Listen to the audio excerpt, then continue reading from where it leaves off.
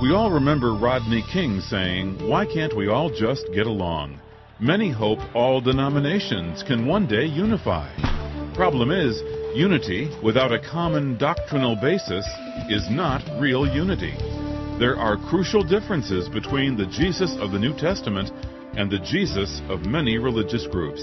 Our job? To discern the true Christ among all the false ones. Stay with us.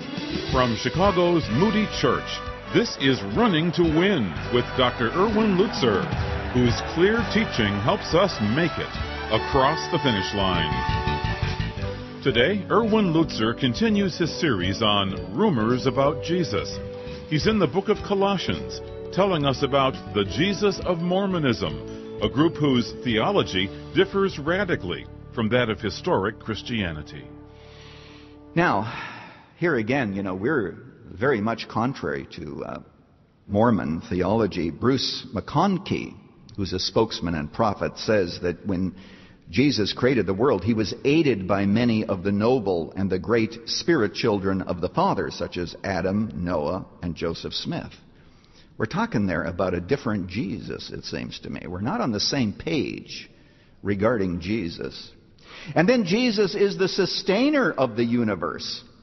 You'll notice it says in verse 17, He is before all things, and in Him all things hold together.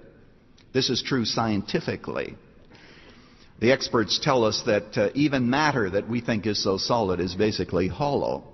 It's all those little protons and neutrons that are fiddling around there in some interesting, predictable patterns. And there are those who say that if it were not for gravity holding all these things together, why then indeed things would fly apart. Well, who created gravity anyway, this thing that operates with such terrifying consistency, which if it stopped operating, our world would be in total, complete chaos? It is Jesus who holds everything together physically. He also holds everything together historically. History makes no sense to us, but He's holding it together, and the Bible says in the book of Ephesians that He is moving it toward a predetermined end. History actually is going somewhere. So this Jesus is the sustainer.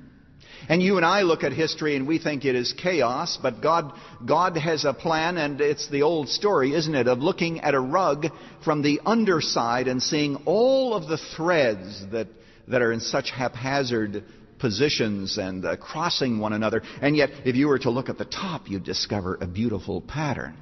And we believe that Jesus is holding things together.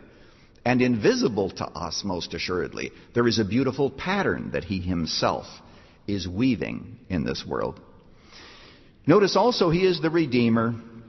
The Bible says that He is the head of all things.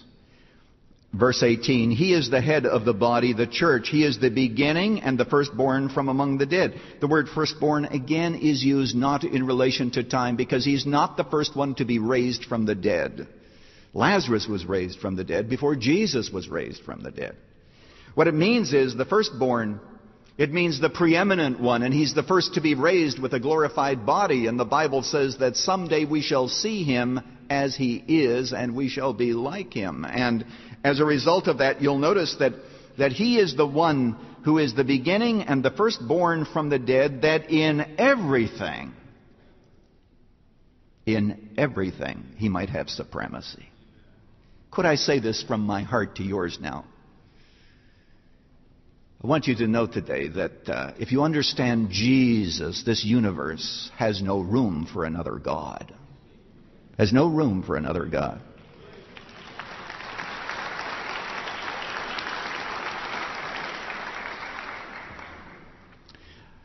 In Mormon theology, Jesus has to save Himself. McConkie again, to quote him, Jesus Christ, the Son of God, He came to earth to work out His own salvation by obedience and devotion to the truth. He attained the pinnacle of intelligence, which ranked Him as a God.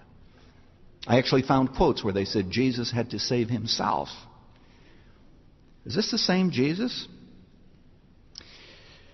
I told you at the beginning of this message that I would have a surprise for you, and it does come possibly as a surprise that, number one, of course, the answer is no. No rational thinking person can think We believe in the same Jesus.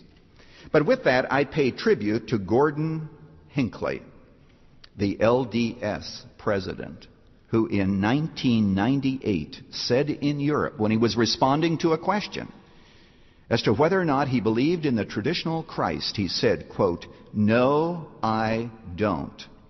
The traditional Christ of whom they speak is not the Christ of whom I speak." And so it is. He is very, very right.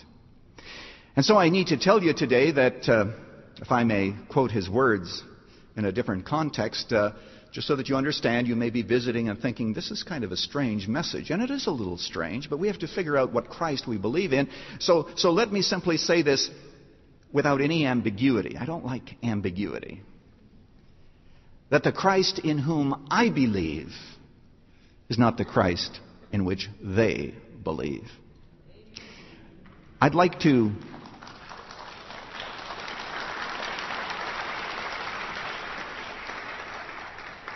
come to two conclusions. If you want to be saved, it is not enough to believe in Jesus. You must believe in the right Jesus.